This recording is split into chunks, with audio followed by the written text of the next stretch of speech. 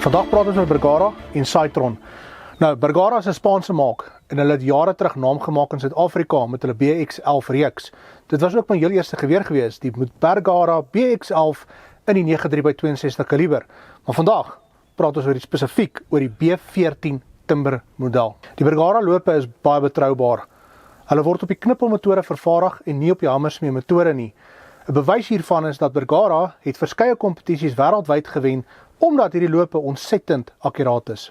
Die Bergara het 'n baie mooi houtkolf, terugskopkussing op die agterkant, links wangstuk, ruitwerk op die pistoolgreep. Dit stel jou in staat natuurlik om die handvatsel stewiger vas te vat. Hy het 'n twee-posisionele veiligheidsknip. Agter is die geweer veilig. Skoot sy nie afgaan nie. Vorentoe druk is 'n battery. As jy sneller trek, sal hy afgaan.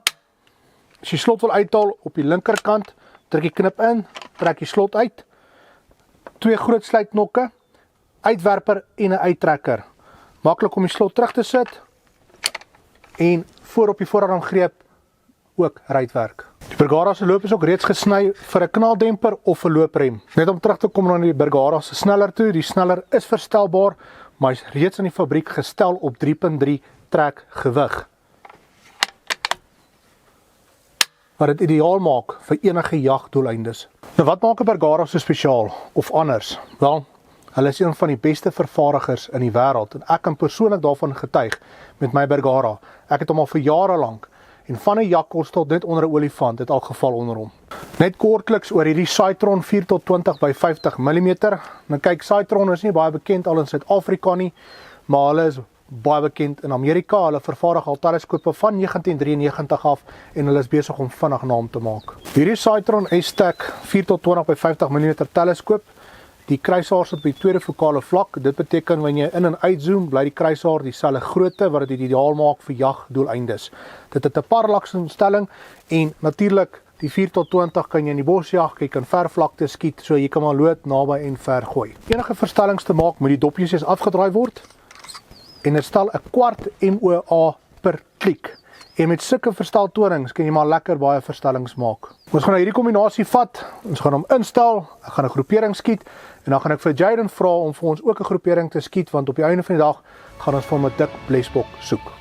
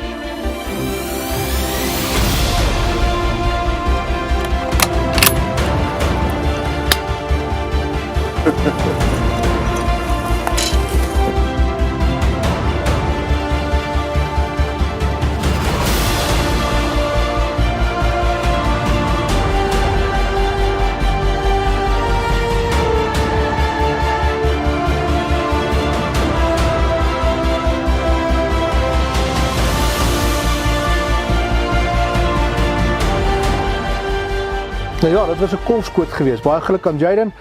Hierdie is die storie van die Bergara en die Citron. Vir meer inligting oor hierdie kombinasie, lees die volledige artikel in die Mei uitgawe van Wildland en kontak ook vir Nicholas Yale.